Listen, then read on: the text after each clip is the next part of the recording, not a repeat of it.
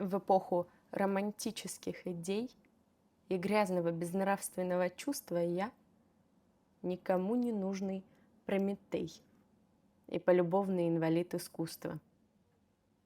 А ты, такая же, как и всегда, прекрасно в утреннем романсе, находишь в залежах себя и с прошлым будто в контрдансе.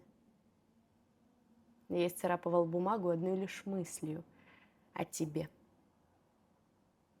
А ты все так же безучастно живешь в придуманной войне. А я вот-вот и не сдержусь, и по ступеням вниз и к сцене, и с той же рьяностью влюблюсь в изгибы чувственного тела. Я не сражаюсь, но сражен, и каюсь в собственном распаде.